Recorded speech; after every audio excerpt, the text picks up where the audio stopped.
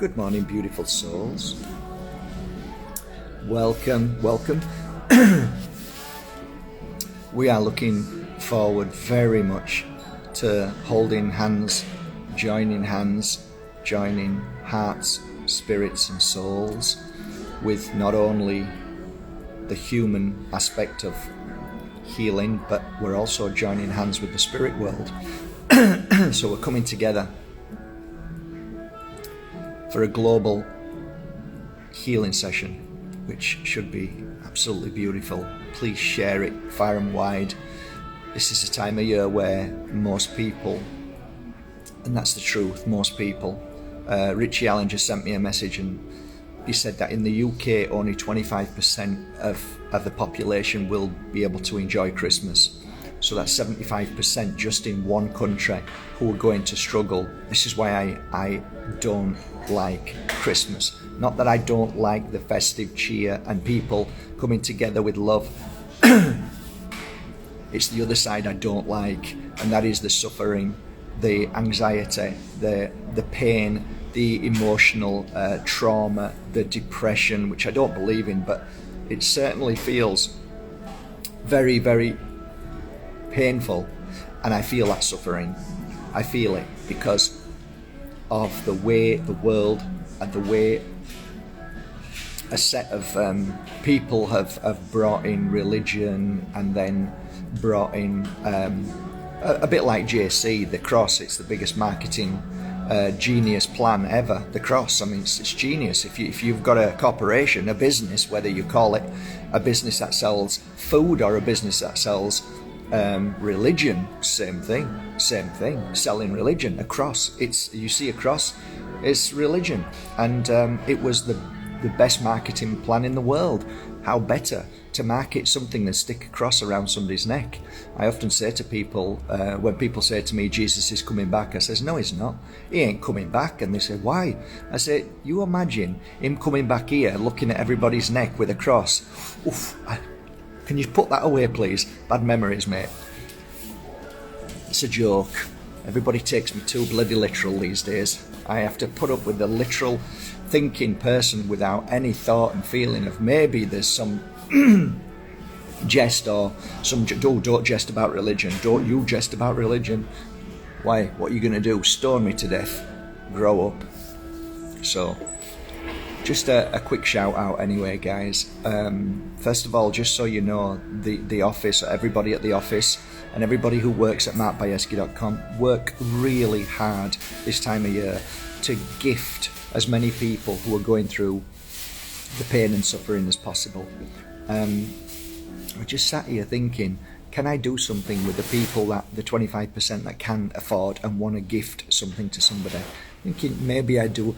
I open up a gift it forward, and that might help pay for the delivery, and the delivery probably won't get to you for Christmas anyway unless it's DHL, but that's just too much money. So I'm like thinking, should I, shouldn't I? And then I thought, nah, we just keep sending crystals off as we do. It's fine, we work it, and as long as we do okay, then we can afford. So when people support MarkBajerski.com, they also support the fact that I'm able to send crystals out to children, adults, grandmas, children, teenagers who have left home and are on their own because they've had a fight with their family. I get messages daily. We get messages daily. I get messages daily. The Pure Energy Healing Academy gets messages daily. Lemon House, another company that right now is working tremendously hard to help people who are suffering right now. So it's nice to be associated with somebody who's really who walks the walk and talks the talk. Too many people talk bullshit.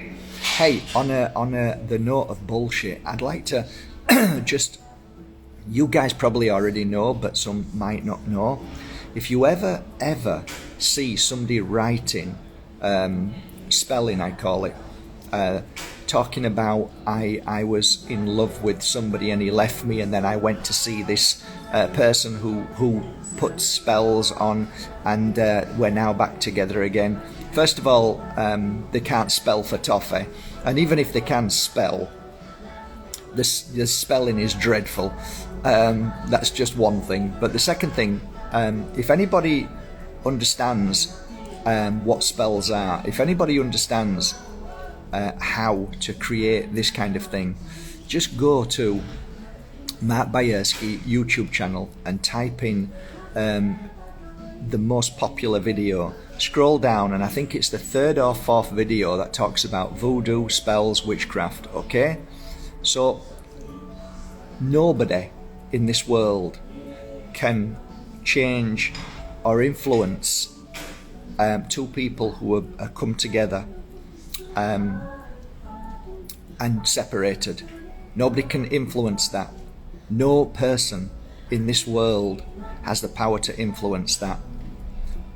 So just so you know, it's lies, it's manipulations, and when somebody's having to advertise the fact that they do, and they do advertise themselves, that's basically it's the person that you're reading who's telling you the story about what happened to them and how their life changed, or they were cured from herpes, or whatever it is they're selling. Just remember, this is all to do now with marketing. The very few people in this world are genuine, and if you, I know it's awful to say it, but if you have a mind and a consciousness that works together, you will clearly see a lie being put up. But let's just go back to this idea of somebody who casts spells. I've been doing this work now, as most of you already know, for 20 years, and I've met people who claimed to do spells in the field of spirituality. So that was really interesting. So at the beginning, I realized that these people really believed, some of them really believed what they were saying. They believed what they were saying. And I said, that's interesting, really interesting. And I said, how are you able to do this? And they said, by spells. Right, so you can manipulate somebody to love somebody else who's fallen out of love with them. Yes. And I look at them and I said, imagine, I'm sat with one lady with all her voodoo looking energy, trying to look voodoo. That's a great giveaway, by the way. If you dress and look like a witch, and you dress like a witch, you're not normally a witch, because you don't need to dress like a witch to say you're a witch or prove you're a witch, right? But this lady's all dressed up, and I said, can I ask you a serious question? Yeah. Have you ever been in love with anybody? And this lady said, yeah, I have. Really in love. And I said, how long for? She told me it was about 7 years. I said, oh, interesting. And I said, can I ask you what happened? You know, are you willing to tell me what happened? She said, yeah, I fell in love with somebody else. And I said, right, so you left this man. Well, yeah, it just wasn't working out anymore.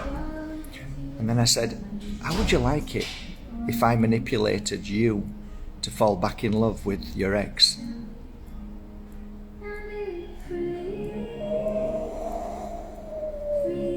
Where are you going? Where are you going? Come back. Sit down. Let's have a chat. I'm only talking. Oh, sorry, did I upset her? Oh, I upset her, did I? Oh, I wonder why I upset her. Yeah, but anyway, that was just a slap in the face and a wake-up call for her. Simple words. No genius in that. It's just common sense. Why would you sit there? Why didn't you answer that back? Well, you know what? I wouldn't want to be back with him, because that's the whole point of us splitting up. So what the fucking hell are you doing to these people? Why are you even trying to do that when, you know, she wasn't there anyway? She went. Of course she went, because she couldn't answer it. There was no answering. You know, you don't do things like that. You don't do spells and witchcraft. You don't do that kind of shit. And if you do spells and witchcraft, then you do it with love. You do it in a way that doesn't influence, in the sense that doesn't push somebody into doing something that their consciousness doesn't want to do. So yeah, we talk words which are spells, and we say, many things. We say good things, and we sometimes say not so good things without even realizing. So some words that we use are not positive, but we're being so used to using them that we cast our own spells. Of good morning is a perfect example. What do you mean, good morning? I don't want to have a good morning. I don't want to mourn about anything. Thank you. There's so many other things, so many spells we cast a day. I can't afford. There's a casting of a spell, your own spell. So basically, we cast our own spells. Nobody's there to cast a spell on you and to change you and to influence you. It's bullshit. You cast your own spell. So what you say is what you cast. Okay? I can't afford anything. My business is getting worse. Everything's going wrong. I've never found anybody to love. I'll never meet anybody that I'll ever love and be happy with. I'll never have children. I don't think I'll ever have children. Look what you're doing. You're casting a spell every single moment. I was with somebody who spent her entire life saying she couldn't afford. And any time she got money, she couldn't afford. So when she had a load of money, she had no money because she cast a spell to say, but you have got money. Look how much you've got. No, I haven't. Oh, I haven't. You have got money there. It's in the bank. You got an inheritance. We got an inheritance there. There's money in the bank. No, we haven't. We can't afford. Well, when can you afford? You can't, can you? Because you're casting your spell. You're creating your own illusion. You're creating your own spells. You're creating your own illusion. Hello? When is enough? Never. There's never enough. Okay, then you'll never have anything. Even if you have something, you'll never have anything. Don't you see that? Because all you see is never enough. So you have to change your spell. You have to change the way you see things. I am abundant. I have everything that I need. But if you're doing that because you're wanting €1 million in the bank, that's bullshit. That's another illusion. You're not wanting €1 million, and even if you got €1 million, you probably end up fearing losing that or never having enough again. So the fact that anything that you have is abundant. So if you've got €1 in you, used to say this all the time. I used to chase money because I was a businessman. Why? To pay the bills, to pay the mortgage, to pay all the bullshit that the system brainwashes you into believing, like everybody else, running around trying to make ends meet. Okay.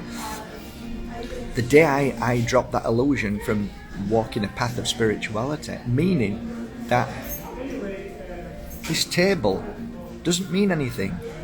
I don't need this table. I can sit on the floor. I don't need that Gucci handbag.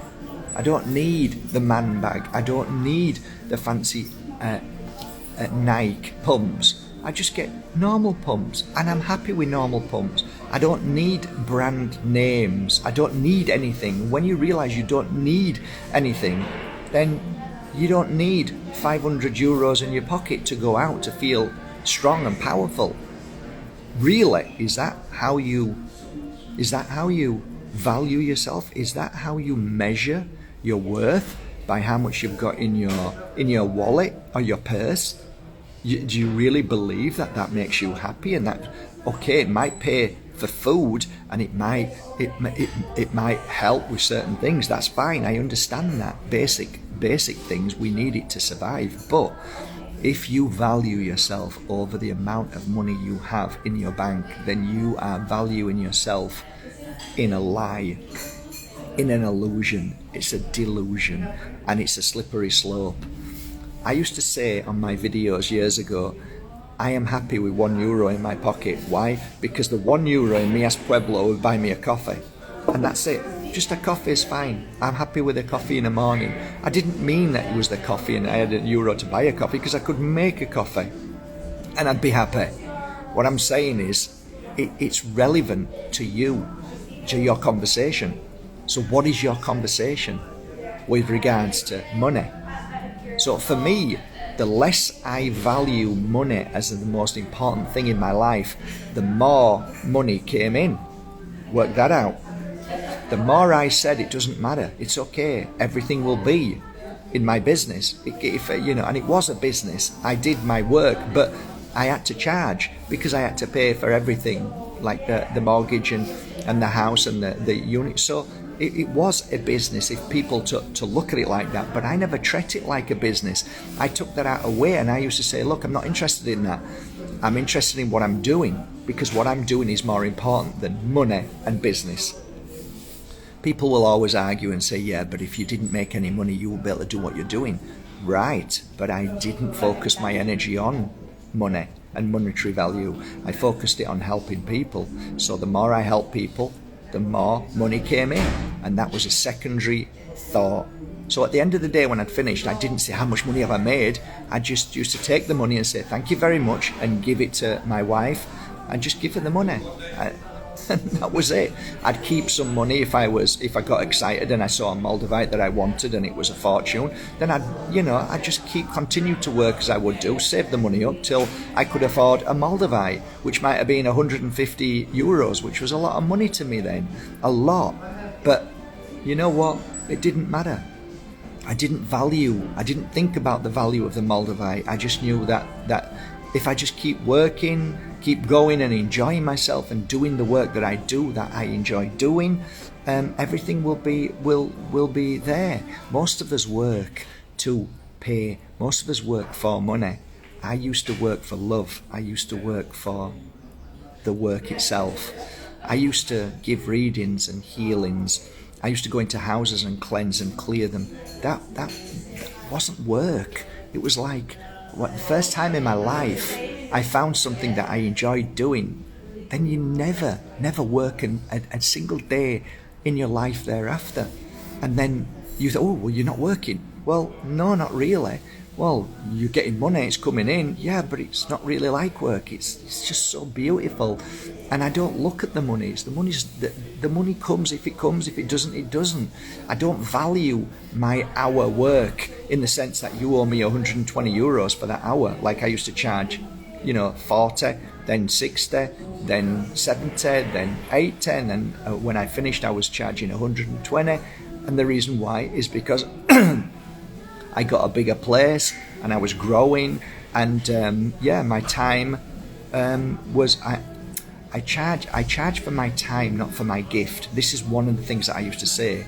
So I used to break it down. What do I need? Okay, my daughter needs this. My wife needs this. We need to pay for this. What do I need to be able to pay the mortgage, to pay the electric, to pay all of these things? How much do I need to make in a day? And that's when the price went up, as according to my lifestyle and my daughter's lifestyle. And we weren't lavish, we weren't spending money, we weren't going out partying, but it was common sense. So again, it's all about balance. And for me, the most important thing is this: if you start a healing path with the intention of making money, you've got the wrong intention and the wrong path. If you become a healer because you want to help people, that is how it should be. But you still have to be clever, you still have to be wise and say, my time is what they're paying for, not for your gift. Everybody has a gift, everybody charges for their time. Basically, that's how it works. So, and then from there, you see where it goes. Oh, I haven't got any money. No problem. Lie down. Let's give you a healing session. It's 1 hour of my day. No big deal. No big deal. People used to come for a healing session and take the money out. I said, no, only after. And if you feel a benefit from it, then you pay. People used to come and for psychic readings, and I'd say, no, you don't pay. You don't pay until after, and only if you're happy. You pay for it. That's how it should be. Don't pay for something that you're not happy with and it's not turned out and it hasn't, you don't feel anything and it hasn't, but no problem, give us a hug, see you later. Do you know how many times people used to leave without paying and then come back a few weeks later and say, I'm really sorry, everything that you said has come true and I can't believe I went out and not paid you? And I'd say, it's okay, it's your choice, I give you a choice, you pay, you don't. And in the end, it always works out, and I never felt bad. it's just the way it is. And did it happen often? Okay, I may be saying something that didn't happen very often, but I'm just saying, doing the right thing is beautiful. When I saw so many healers. I met so many healers who used to tell their clients that they needed to come back 6 times or 8 times, and that used to make me feel sick. And I just used to think, that's not a healer. You're not a healer. I'm sorry, that's not. Why would you do that? Well, they need to know. No, they don't need to know. You're just stealing their power. Why don't you just ask them to come back when they're ready to come back? That means then they'll listen to themselves rather than listening to you, which means that they're not ever connecting to their true source and their true spirit and consciousness. Surely. Doesn't that make sense? Oh, see you later. She's gone. There's another one who doesn't like what I've got to say. I was literally hated by the spiritual community because I wouldn't follow their limited, fearful life path of saying that they're healers. They're not a healer. That's not what healers do. You're taking charge of somebody and controlling them. A healer helps people to take charge of themselves and control their own life, or else you're no better than anybody else. See you later. Yeah, Mr. Bajerski sat on his own again. Got used to it. It was fine.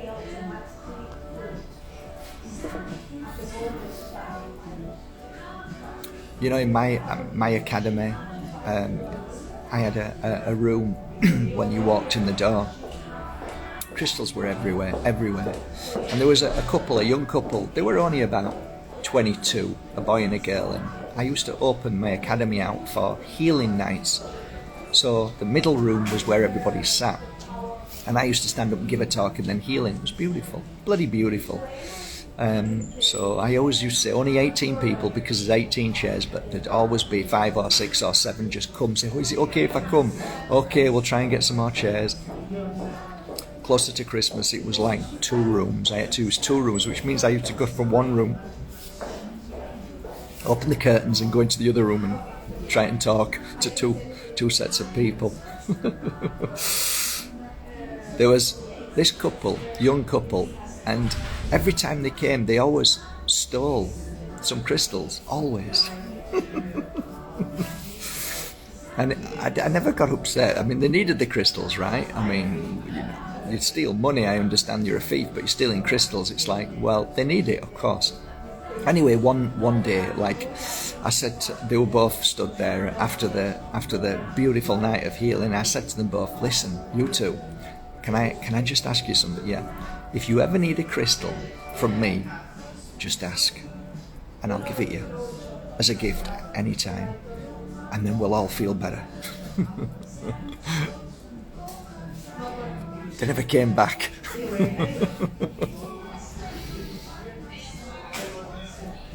But I meant it.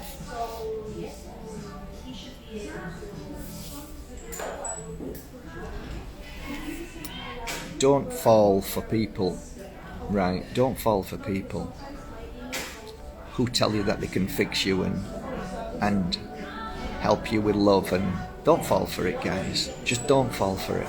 Don't. The only person who can help you in those circumstances is you. And if somebody is helping you to find the strength to love yourself and realize that the right person will come into your life when they're meant to, and that normally is when you are at the strongest and happiest, and that's when you meet the strongest and happiest. I don't like the term like attracts like, but if you're feeling down and depressed and you're waiting for somebody to change your life and make you happy, that'll never happen. It doesn't work like that. Life isn't like that. You normally find that nothing really changes in your life, and it's just like a quick fix handbag, a new handbag, and then you're looking for another handbag. If you're looking for someone to fix you, to love you and make you feel good, you're looking outside, and that is wrong. You need to look inside and learn to love yourself. And the moment you love yourself is the moment that somebody comes into your life. And normally when they do, when you love yourself, they see that and feel it. As a man, if I'm with a woman and she's down and depressed and she's looking for a man, All you're going to attract is the wrong type, the ones who are going to manipulate you and see the weakness within you. But when you're strong and confident, then you're going to attract a man who says, she's really lovely, she's not needy, she's not wanting, she's not always saying the wrong things and the negative things, and she's a lovely person. And do you know what? I could really spend my life with this person. Jesus Christ, it makes sense. Work on yourself and love yourself, because really you're the only person who will love you the way you love you. Nobody else will love you that way. Nobody. They'll love you in their own way. You're wanting somebody to love you how you want them to love. It's just never going to happen. Have a great day. Love you all. Be amazing. Be smart and start to work on yourself. And don't be frightened of your faults. Don't be frightened of your weaknesses. Just conquer them and change them. Stop saying negative things about yourself. And stop spells. Stop the spells. Stop your words and say no. Stop saying that. You can afford. You are beautiful. You're amazing. You're powerful. There's only one of you. Keep saying that. There's only one of me. I'm amazing. Of course I am. I make mistakes. I fall. But I am amazing. And there is so much I've got left in this world to give this world. And so much more I've got to give myself. So much more I can do to improve my life and my energy and for this field that I surround myself in. I can change it and make it stronger and bring magic into my life and create magic and be the magic for somebody. And I can only do that if I work on myself. Be the best version you are. By doing that, then you will create the best version within other people, because you become the lighthouse. You shine so bright and people see that. Not the bullshit that people are saying that, oh, I can help you and I'm wonderful and I can make you feel better. No. The ones who keep their gob shut and shine a light don't need to say anything. They just are a shining light just by sat there or stood there. You don't need to say anything. That's what you've got to work towards. That's what I work towards every day. And yes, I fall, I slip, I make mistakes, I say things I shouldn't, but I recognize them and delete them very quickly. That's the secret. And then change it to a positive thought, a positive action. What am I going to do to create and make a difference? Stop looking at the bullshit on the screen all the time. Stop scrolling. Stop the addiction scrolling. And do something. Make a difference. Have a great day, guys. Love you all.